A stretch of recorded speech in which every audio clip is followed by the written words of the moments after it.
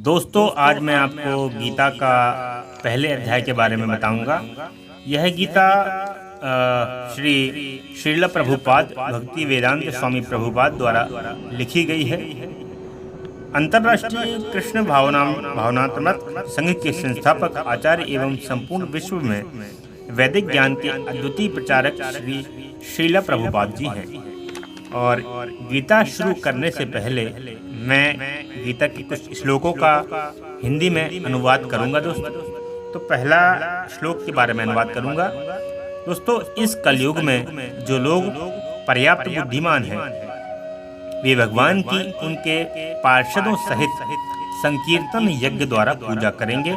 यह भगवान श्री कृष्ण ने गीता में आगे पढ़ा है और हम सुनेंगे भी।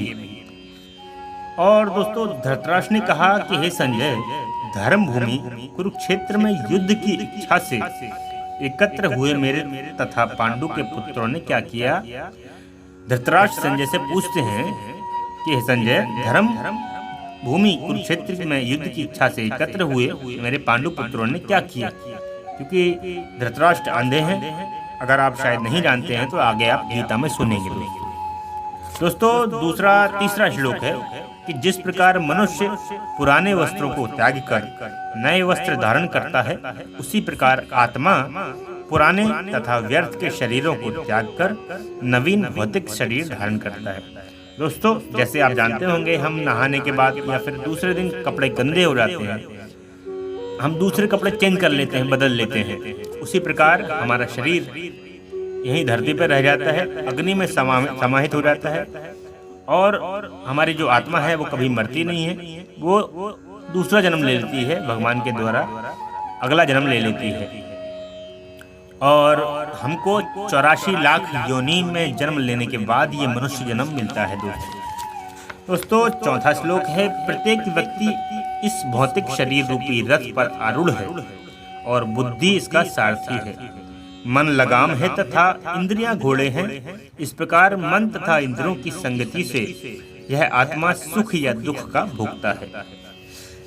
दोस्तों, हमारा शरीर जैसे एक रथ होता है, उस शरीर रूपी रथ, हमारा शरीर रथ है, उसी रथ पर हमारी जो आत्मा है वो बैठी है और बुद्धि, जो हमारा दिमाग है, बुद्धि, वो सारथी है।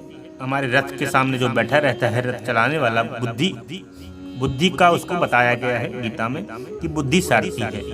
और मन हमारा लगाम है, जो सारथी लगाम, रस्सी का लगाम पकड़े हुए होता है, वो हम मन है, हमारा लगाम है। और इंद्रियां घोड़े हैं, घोड़े इंद्रियां हमारी काम, क्रोध, लोभ, मोह, ये इंद्रियां हैं। तो वो घोड़े हैं, हम जहाँ दौड़ाएंगे वहाँ घोड़े दौड़ेंगे। हमारी इंद्रियां हम जहाँ चाहेंगे वहाँ दौड़ेंगी। लेकिन आजकल क्या होता है, सभी लोग इंद्रियों के वश में हो जाते हैं। मन जो कहता है हम वो कर लेते हैं। मन कुछ खाने का कहता है, मन कहता है कि हम ये खाना है, हमको ये खाना है, हमको ये मूवी देखना है, हमको ये करना है, हमको यहाँ जाना है। हम मन की बात मान लेते हैं, जबकि मन जो है वो उसकी बात ना हमको नहीं माननी है। वो इंद्रियां हैं, इंद्रियों की बात हमको नहीं माननी है। इंद्रियां किसी को भी वश में कर लेती हैं, बड़े बड़े ऋषियों को नहीं छोड़ता। हम तो इंसान हैं दोस्तों। इंद्रियों को वश में रखना बहुत बड़ी बात होती है। अगर आप वश में करके भगवत प्राप्ति के रास्ते पर चल जाते हैं तो आपको दूसरा जन्म नहीं मिलेगा। आपको भगवान अपने पास बुला लेंगे, बार बार 84 लाख योनियों में आपको जन्म नहीं लेना पड़ेगा। दोस्तों, पांचवा श्लोक है, संसार के सारे भौतिक कार्यकलाप प्रकृति के 3 गुणों के अधीन संपन्न होते हैं। यद्यपि प्रकृति के 3 गुण परमेश्वर कृष्ण से उद्भूत हैं, फिर भी भगवान कृष्ण उनके अधीन होते हैं। दोस्तों, कम बुद्धि वाले व्यक्ति देवताओं से अनुग्रह पाने की आशा करते हैं।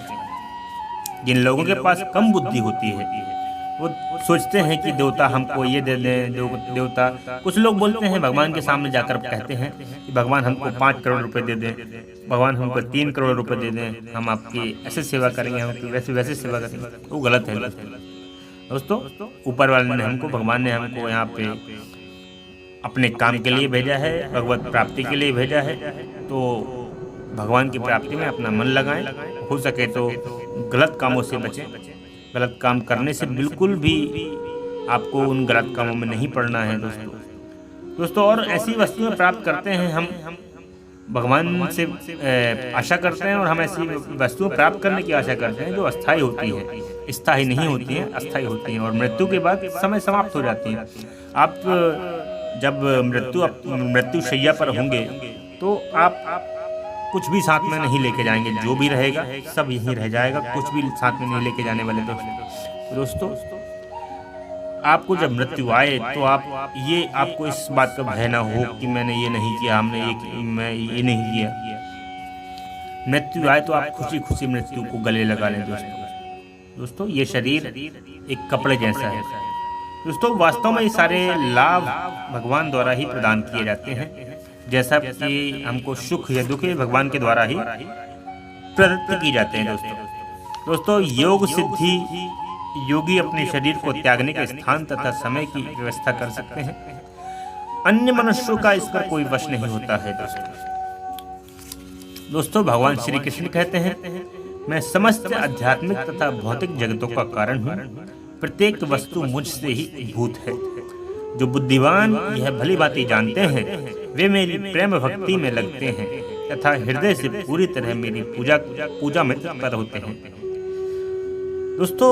विश्व दर्शन कर स्तब्ध हुए अर्जुन ने कहा, हे विश्वेश्वर, हे विश्व रूप, मैं अपने शरीर में अनेक हाथ, पेट, मुख तथा आंखें देख रहा हूँ, जो सर्वत्र फैले हुए हैं और जिनका अंत नहीं है दोस्तों। आप जानते होंगे, आपने कभी महाभारत देखा होगा तो भगवान, या फिर कृष्ण लीला देखा होगा तो भगवान श्री कृष्ण अर्जुन के जिद करने पर उनको अपना विराट रूप, विशाल रूप दिखाते हैं। उस समय अर्जुन कहते हैं, हे विश्वेश्वर, हे विश्वरूप, मैं आपके शरीर में अनेक हाथ, पेट तथा मुख, आंखें देख रहा हूँ, जो सर्वत्र फैले हुए हैं और जिनका अंत नहीं है। बड़े बड़े जिनका अंत ही नहीं है, अनंत हैं। और आप में ना अंत दिखता है, ना मध्य है, ना आदि है। इसके बाद है भौतिक जगत रूपी वृक्ष, आध्यात्मिक जगत रूपी वास्तविक वृक्ष का प्रतिबिंब मात्र है। इस भौतिक जगत रूपी वृक्ष में आसक्त रहने वाले मनुष्य की मुक्ति की कोई संभावना नहीं होती, लेकिन जो मनुष्य आध्यात्मिक जगत रूपी वृक्ष को समझ लेता है वह आत्मोन्नति कर सकता है दोस्तों। मृत्यु के समय जीव द्वारा विकसित की गई चेतना उसे दूसरे शरीर में ले जाती है। इसके बाद है, यदि जीव ने अपनी चेतना पशु जैसी बना रखी है तो उसे पशु का शरीर प्राप्त होना निश्चित है। अगर आप मांस खाते हैं, पशु के जैसे रहते हैं, तो आपको अगले जन्म में निश्चित ही पशु के शरीर का जन्म जरूर मिलेगा दोस्तों। भगवान श्री कृष्ण कहते हैं, मैं प्रत्येक जीव के हृदय में आसीन हूँ और मुझसे ही स्मृति, ज्ञान तथा विस्मृति होती है। मैं ही वेदों के द्वारा जानने योग्य हूँ। निस्संदेह मैं वेदांत का संकलन करता तथा समस्त वेदों को जानने वाला हूँ। सदैव मेरा चिंतन करो, मेरे भक्त बनो, मेरी पूजा करो और मुझे नमस्कार करो। इस प्रकार तुम निश्चित रूप से मेरे पास आओगे। मैं तुम्हें वचन देता हूँ, क्योंकि तुम मेरे परम प्रिय मित्र हो दोस्तों। इसके बाद हम पहला अध्याय शुरू करते हैं। पहला अध्याय है कुरुक्षेत्र के युद्ध स्थल में सैन्य निरीक्षण। अध्याय 1। धृतराष्ट्र ने कहा, हे संजय, धर्म भूमि कुरुक्षेत्र में युद्ध की इच्छा से एकत्र हुए मेरे तथा पांडु के पुत्रों ने क्या किया। संजय ने कहा, हे राजन, पांडु पुत्रों द्वारा सेना की व्यूह रचना देखकर राजा दुर्योधन अपने गुरु के पास गया और उसने ये शब्द कहे, हे आचार्य, पांडु पुत्रों की विशाल सेना को देखें, जिसे आपके बुद्धिमान शिष्य द्रुपद के पुत्र ने इतने कौशल से व्यवस्थित किया है। इस सेना में भीम तथा अर्जुन के समान युद्ध करने वाले अनेक वीर धनुर्धर हैं, यथा महारथी युयुधान, विराट तथा द्रुपद। इनके साथ ही धृष्टकेतु, चेकितान, काशीराज, पुरजित, कुंती भोज तथा शैब्य जैसे महान शक्तिशाली योद्धा भी हैं। पराक्रमी युद्ध मन्यु, अत्यंत शक्तिशाली उत्तमौजा, सुभद्रा का पुत्र तथा द्रौपदी के पुत्र, ये सभी महारथी हैं। किंतु हे ब्राह्मण श्रेष्ठ, आपकी सूचना के लिए मैं अपनी सेना के उन नायकों के विषय में बताना चाहता हूँ जो मेरी सेना को संचालित करने में विशेष रूप से निपुण हैं। मेरी सेना में स्वयं आप, भीष्म, कर्ण, कृपाचार्य, अश्वत्थामा, विकर्ण तथा सोमदत्त का पुत्र भूरिश्रवा आदि हैं, जो युद्ध में सदैव विजयी रहे हैं। हे ऐसे अनेक वीर भी हैं जो मेरे लिए अपना जीवन त्याग करने के लिए उद्धत हैं। वे विविध प्रकार के हथियारों से सुसज्जित हैं और युद्ध विद्या में निपुण हैं। हमारी शक्ति अपरिमेय है और हम अब पितामह द्वारा भली भांति संरक्षित हैं, जबकि पांडवों की शक्ति भीम द्वारा भली भांति संरक्षित होकर भी सीमित है।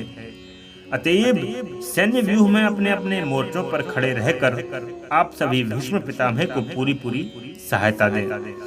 तब कुरुवंश के वयोवृद्ध परम प्रतापी एवं वृद्ध पितामह ने सिंह गर्जना की सी ध्वनि करने वाले अपने शंख को उच्च स्वर से बजाया, जिससे दुर्योधन को हर्ष हुआ।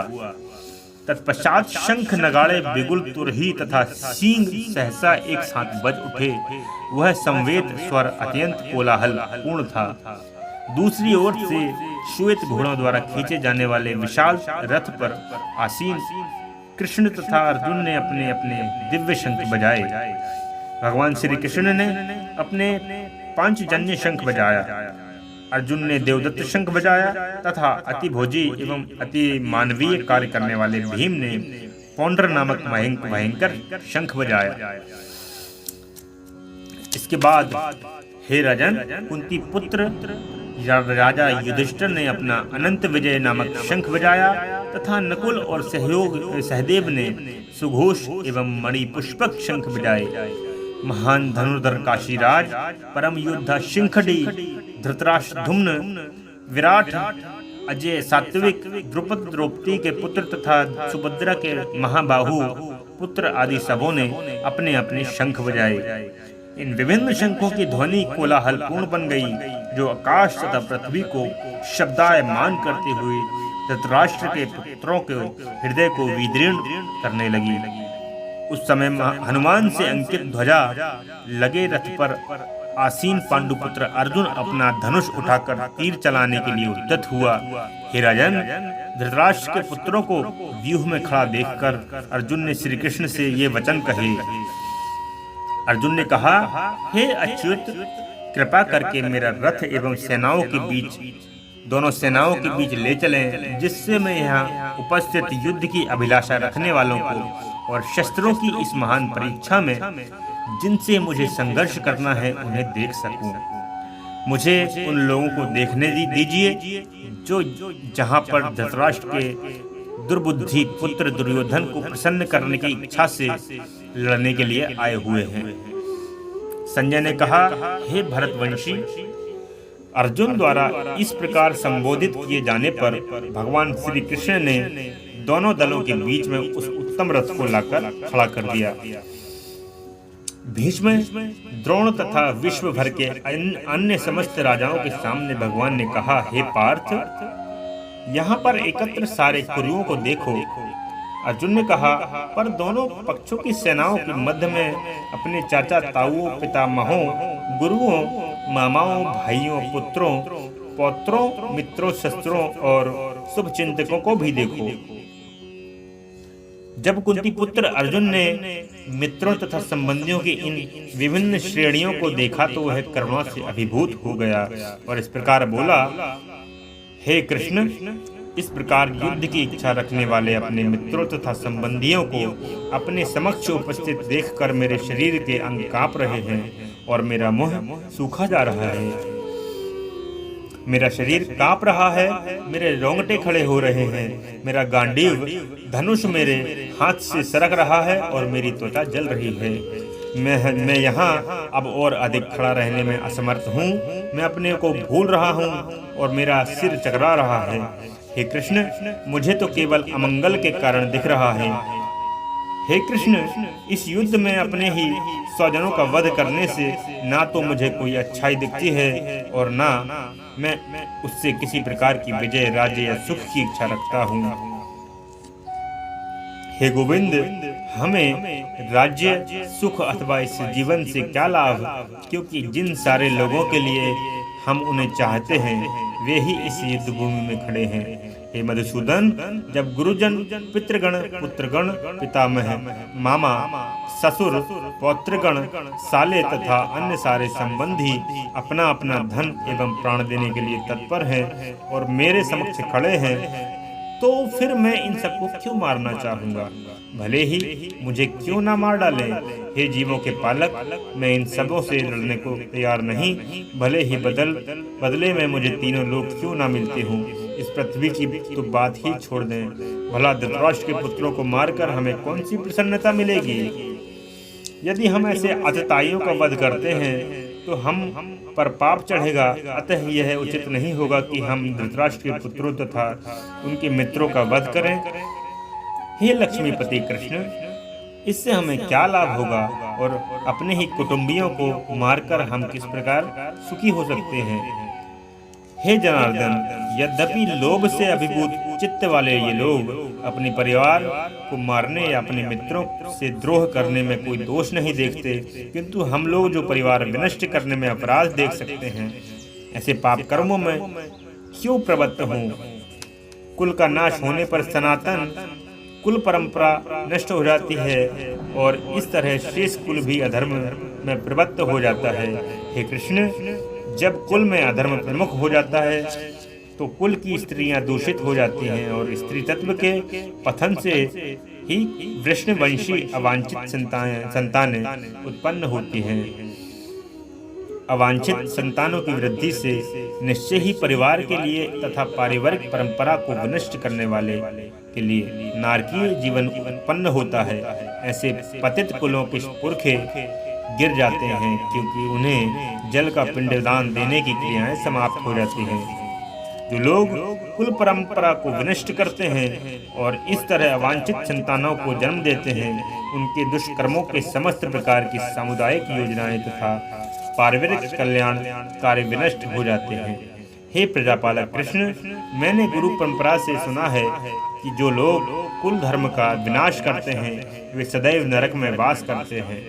ओह, कितने आश्चर्य की बात है कि हम सब जघन्य पाप कर्म करने के लिए उद्यत हो रहे हैं। राज्य सुख भोगने की इच्छा से प्रेरित होकर हम अपने ही संबंधियों को मारने पर तुले हैं। यदि शस्त्रधारी धृतराष्ट्र के पुत्र मुझ निहत्थे तथा रणभूमि में प्रतिरोध न करने वाले को मारे तो यह मेरे लिए श्रेयस्कर होगा। संजय ने कहा, युद्ध भूमि में इस प्रकार कहकर अर्जुन ने अपने धनुष तथा बाण एक ओर रख दिया और शोक संतप्त चित्त से रथ के आसन पर बैठ गया।